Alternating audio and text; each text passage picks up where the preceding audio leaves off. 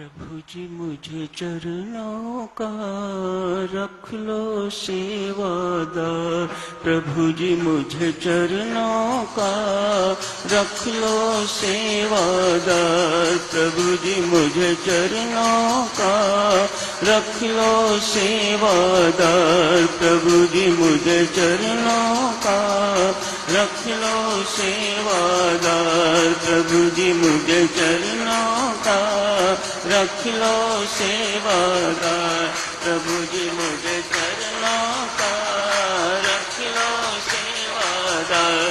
प्रभु जी मुझे चरणों का रख लो सेवादार। प्रभु जी मुझे चरणों का रख लो सेवादार। प्रभु जी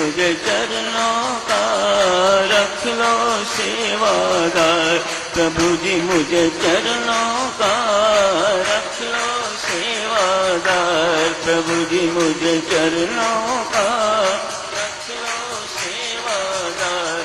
प्रभु जी मुझे चरणों का रख लो सेवादार। प्रभु जी मुझे चरणों का रख लो सेवादार। प्रभु जी मुझे चरणों का रख लो सेवादार। प्रभु जी मुझे चरणों का रख लो सेवादार। प्रभु जी मुझे चरणों का रख लो सेवादार। प्रभु जी मुझे चरणों का रख लो सेवादार। प्रभु जी मुझे चरणों का रख लो सेवादार। प्रभु जी मुझे चरणों का रख लो सेवादार।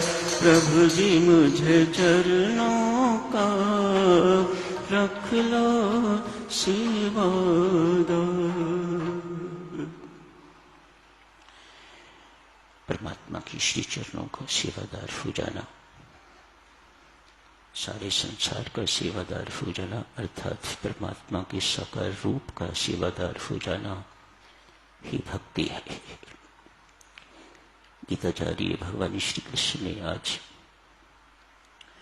भक्ति योग नामक 12वें अध्याय का वर्णन किया है। 18 अध्यायों में से साधक 2 अध्याय सबसे छोटे हैं, एक 12वां और एक 15वां, दोनों 20-20 श्लोकों के अध्याय हैं। इन दोनों में से भी 12वां अध्याय अक्षरों की दृष्टि से छोटा है, सबसे छोटा अध्याय और बहुत मार्मिक अध्याय। संत महात्मा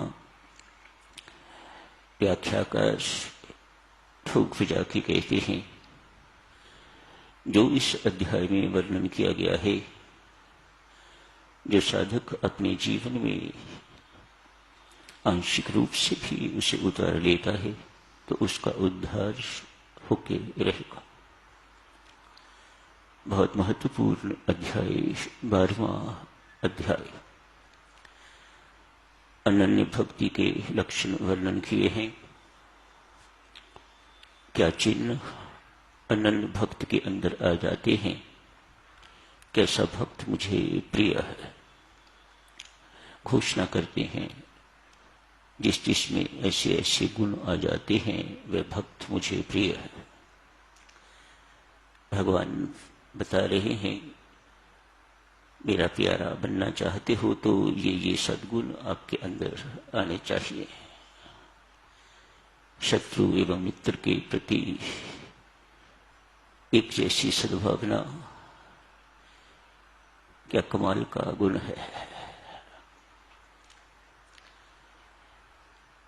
मानो कोई शत्रु सामने दिखाई ही नहीं देता,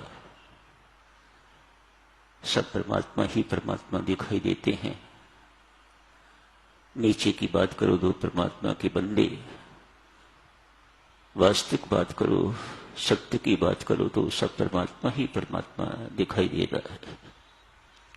इससे पिछले अध्याय में ही साधक 11वें अध्याय में भगवान ने विराट रूप के माध्यम से यही स्पष्ट किया है, संसार मेरे से भिन्न नहीं है, मैं ही संसार का रूप धारण किए हुए हूं।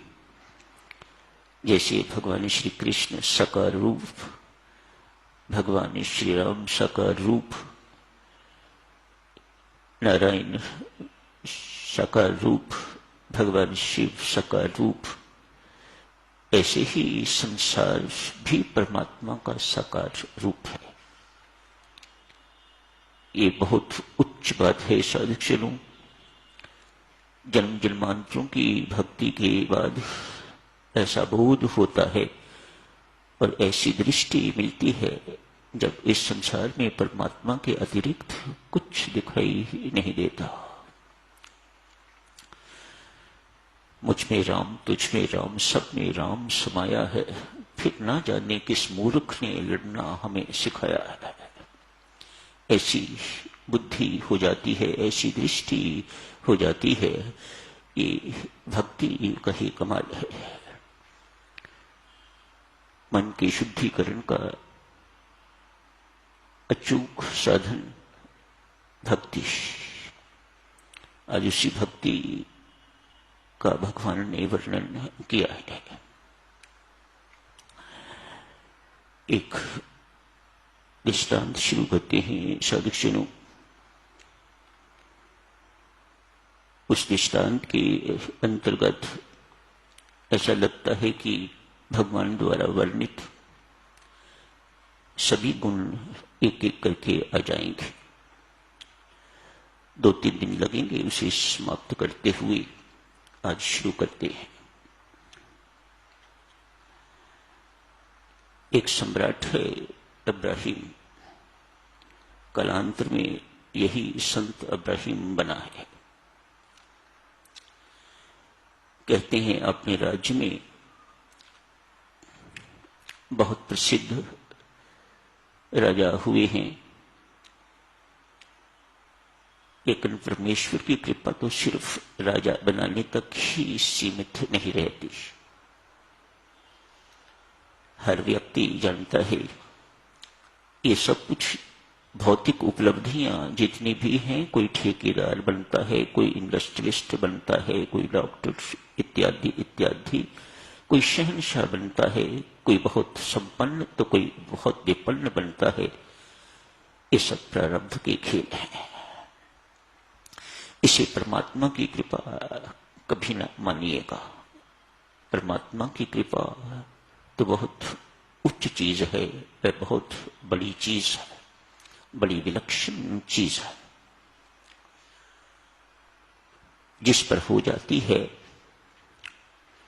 श्रीमद् भागवत कहते हैं, जिस पर मैं कृपा करता हूं सबसे पहले उसका धन छीनता हूं। मानो उसकी संपन्नता छीनता हूं, मानो उसके अंदर से पहले मैं संसारिकता निकलता हूं तो फिर उसके अंदर मैं अपने आप को भर देता हूं। अभी तो हम फुल हैं, उस संसारिकता सिर्फ इतने फुल है कि हमारे भीतर परमेश्वर के लिए किसी प्रकार का कोई स्थान नहीं है। We have no room for him. इतना कूड़ा करकट हमने अपने अंदर भर रखा हुआ है। संसार का मोह ममता इतनी फैला रखी हुई है कि यहां पर परमात्मा के प्रति मोह के लिए कोई गुंजाइश नहीं है, परमात्मा के प्रति प्रीति की कोई गुंजाइश नहीं है। इब्राहिम 1.25 मन फूल की शैया पर सोता है। समझिएगा कि 50 किलो फूल हुए आज के हिसाब किताब से। रोज उसकी शैया पर इतने फूल बिछते हैं और राजाधिराज उस पर रात्रि को विश्राम करते हैं। एक देवी रखी हुई है, दासी रखी हुई है, अनेक होंगी, लेकिन शैया बनाने वाली एक्सपर्ट एक है। इसे अनेक वर्ष हो गए हैं। राजा साहब की शैया तैयार करते हुए फूल बिछाती है, नीचे कुछ बिछाती होगी, बीच में फूल, फिर ऊपर कुछ और, फिर कुछ और, इत्यादि इत्यादि। ऊपर तो कोई रेशमी चादर ही होती होगी, उस पर राजाधिराज सोते हैं। गरीब आदमी के अंदर भी तो साधकजनों दिल होता है, मन होता है, सब कुछ होता है। आज बेचारी का मन थोड़ा फिसल गया। राजा साहब 10 बजे से पहले सोने के लिए नहीं आते। मैं बिछाती हूं ये बिस्तर, इतने वर्षों से कभी लेट के नहीं देखा इसके ऊपर। आज इस पर अभी 8 ही बजे हैं। मेरा यूजुअल टाइम है बिस्तर बनाने का, शैया तैयार करने का। मैंने